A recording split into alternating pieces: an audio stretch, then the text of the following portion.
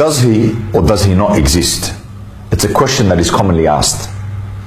To demonstrate that God does in fact exist, I will use what is known as a deductive argument, which is an extremely powerful method of argument that logically demonstrates the existence of a divine being. A deductive argument is one that contains a number of statements or premises, followed by a conclusion. Now, if the statements or premises are proven to be true, then it makes it impossible to reject the conclusion. For example, if I said in statement 1 that all men are mortals, and in statement 2, Jonathan is a man. Now, we've proven statement 1, which is to be true. We've proven that yes, indeed, Jonathan is a man. So the conclusion, Jonathan is mortal, it becomes impossible to reject.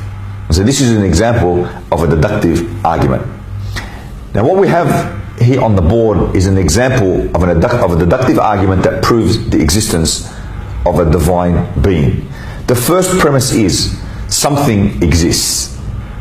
Now the premise that something exists is a premise that does not require any investigation whatsoever. I accept that things do exist. This board exists, this pen exists, humans exist, cars exist, even a child will know this to be true. This point is merely stating a truth and does not require any investigation whatsoever. The second premise is, well, that thing that exists, and it now exists, it either exists as a result of itself, it created itself, you had creation create itself, or it was created by a being who always existed. Now let's look at that.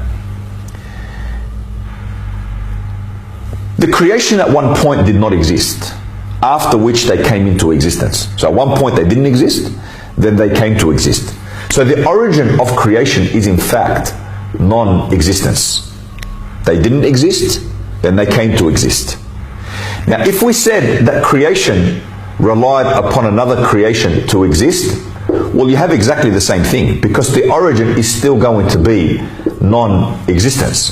If that creation relies upon another creation to exist, well, you're going to have exactly the same thing, which is the origin is going to be non-existence.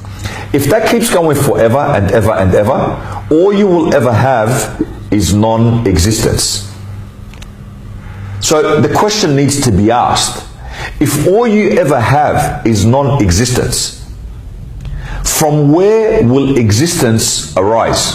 How will existence come about if all we have in that chain, which regresses forever, how will we ever get existence? How will existence ever arise?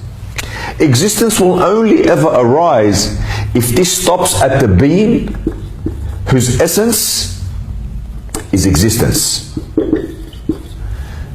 Meaning that this being never began. He was not caused to exist. And in fact, he is a beginningless being. And he was the one that gave rise to their existence. Without him, they cannot exist. So something from nothing is indeed a contradiction.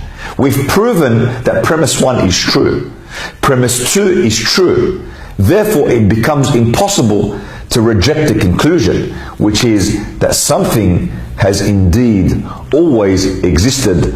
Otherwise, you would not have come to exist.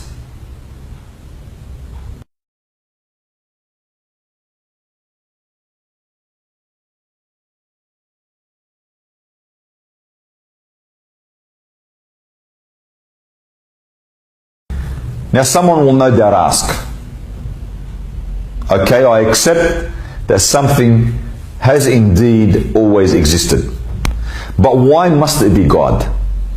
Why could it not be something that may one day be discovered by science? Well, consider this. The state of existence and non-existence are two complete opposites. If all that there ever was non-existence, if all that there ever was non-existence, then how could existence, its complete opposite, come about and emerge if it were not chosen? if it were not selected. Look at it this way. If I had two identical cups of water and I did not possess the ability to simply choose one of them, I would forever continue to gaze at both because I don't have the capacity to choose, to select. But since I have chosen one of them, it means that I have the capacity to freely choose. Therefore, given the fact that we exist and that existence was chosen over our non-existence, it means that the eternally existing being possesses the attribute of will, which is to simply freely choose. Furthermore, how could one choose if they did not possess the knowledge to know what they were in fact choosing? Randomness produces chaos and dysfunction unless it is subject to knowledge. This being must therefore possess complete knowledge. Also, how can inability produce such a vast creation? This point alone necessarily establishes that the eternal being in question possesses infinite ability and power.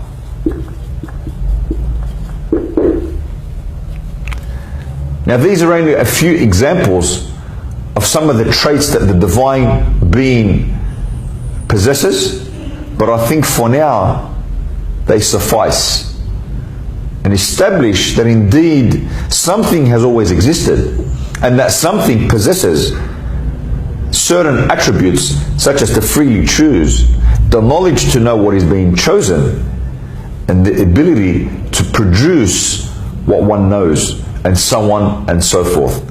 Therefore, God necessarily exists, and there is no doubt in that.